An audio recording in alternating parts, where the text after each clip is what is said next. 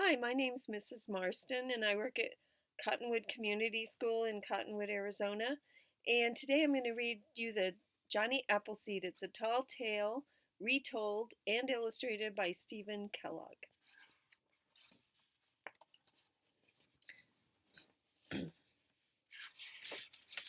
Johnny Appleseed was a real person, and he became famous for traveling across the developing United States planting apple orchards so that when the pioneers arrived there would be small apple trees there for them to grow.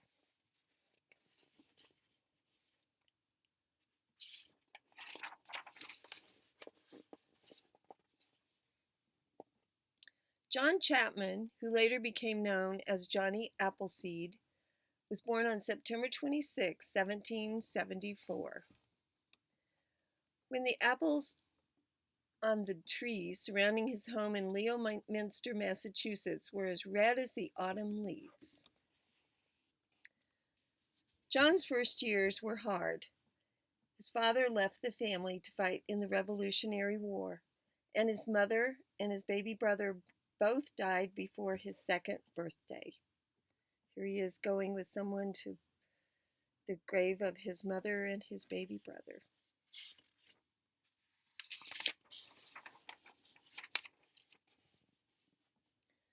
By the time John turned 6, his father had remarried and settled in Longmeadow, Massachusetts. Within a decade, their little house was overflowing with 10 more children.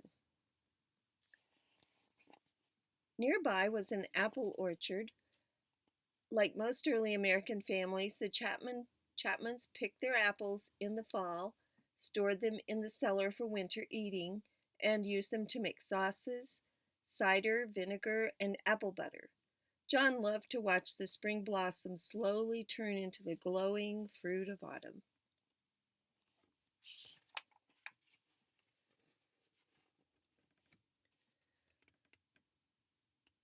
Watching the apples grow inspired in John a love of all nature. He often escaped from his boisterous household to the tranquil woods. The animals sensed his gentleness and trusted him. As soon as John was old enough to leave home, he set out to explore the vast wilderness to the west. When he reached the Allegheny Mountains, he cleared a plot of land and planted a small orchard with the pouch of apple seeds that he had carried with him. He's chopping down trees to clear land so that he'll have space to plant an apple orchard.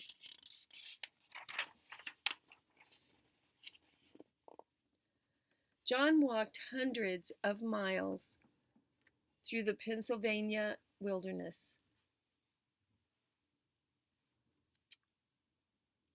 Living like the Indians he befriended on the trail. As he traveled, he cleared the land for many more orchards. He was sure the pioneer families would be arriving before long, and he looked forward to supplying them with apple trees. So he's made friends with some Indians, and I'm sure that he learned some good things about how to live in the wilderness from them.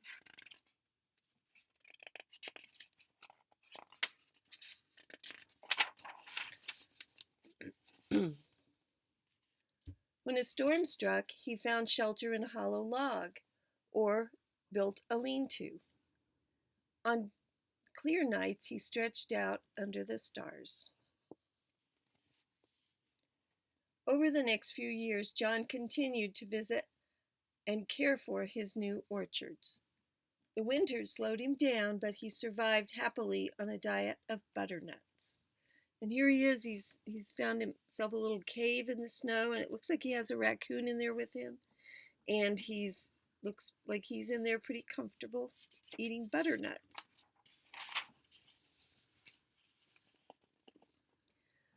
One spring, he met a band of men who boasted that they could lick their weight in wildcats.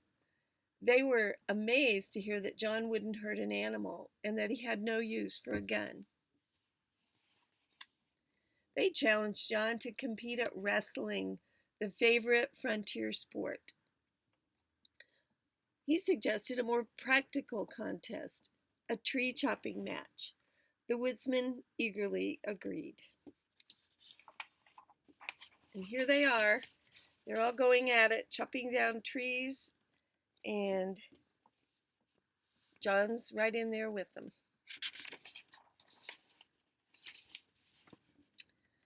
When the sawdust settled, there was no question about who had come out on top. John was pleased that the land for his largest orchard had been so quickly cleared. He thanked the exhausted woodsmen for their help and began planting. He's a pretty smart guy. During the next few years, John continued to move westward. Whenever he ran out of apple seeds, he hiked to the eastern cider presses to replenish his supply. Before long, John's plantings were spread across the state of Ohio. Here he is, walking alone.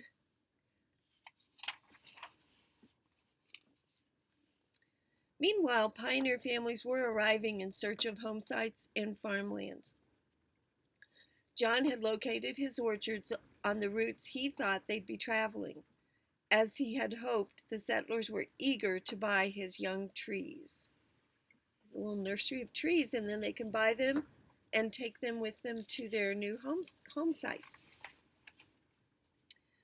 John went out of his way to lend a helping hand to his new neighbors. Often he would give his trees away. People affectionately called him Johnny Appleseed, and he began using that name. So see, he's helpful and making friends everywhere he goes.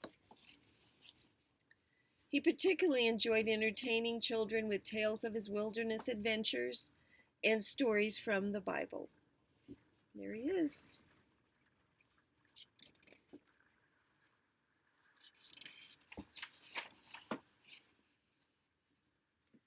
In 1812, the British incited the Indians to join them in another war against the Americans. The settlers feared that Ohio would be invaded from Lake Erie. It grieved Johnny that his friends were fighting each other, but when he saw the smoke of burning cabins, see the smoke down the road? He ran through the night, shouting a warning at every door. So maybe they'll have a chance to get out and find somewhere safe. After the war, people urged Johnny to build a house and settle down. He replied that he lived like a king in his wilderness home, and he returned to the forest that he loved. There he goes.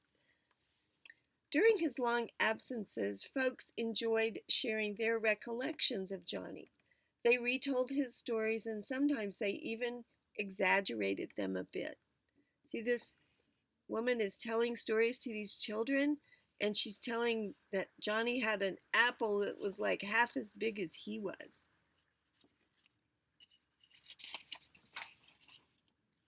Some recalled Johnny sleeping in the tree top hammock and chatting with the birds.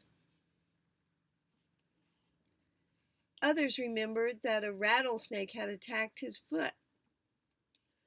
Fortunately, Johnny's feet were as tough as elephant's hide, so the fangs didn't penetrate. But see, now they're starting to make it into a tall tale because they're exaggerating. Rattlesnakes are not that big.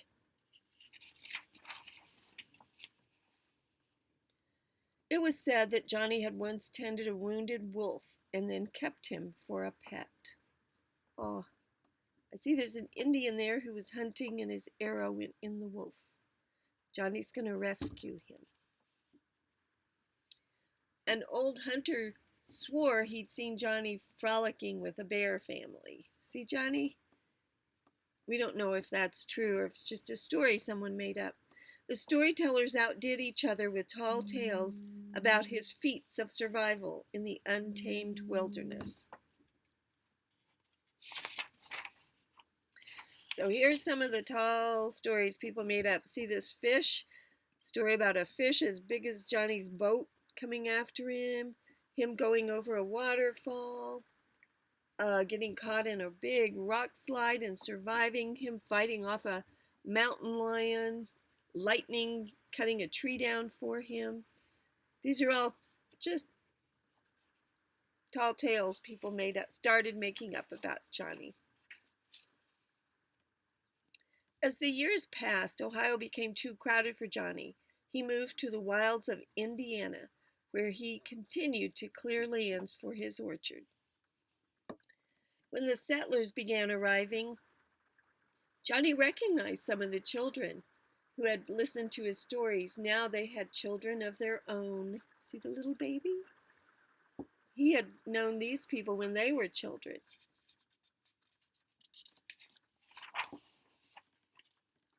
It made Johnny's old heart glad when they welcomed him as a beloved friend and asked to hear his tales again. When Johnny passed 70, it became difficult for him to keep up with his work.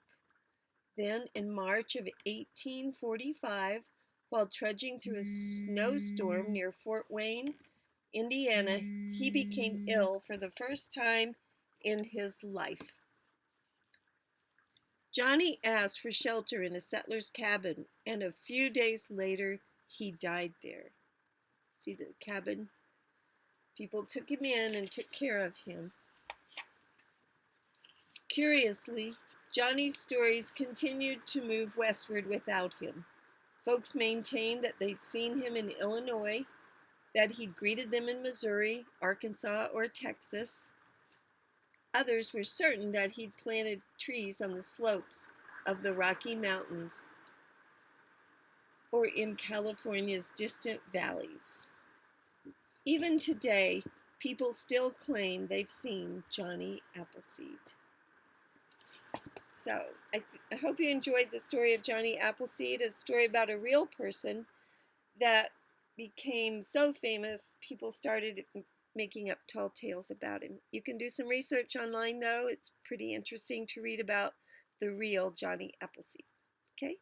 Take care. Thank you.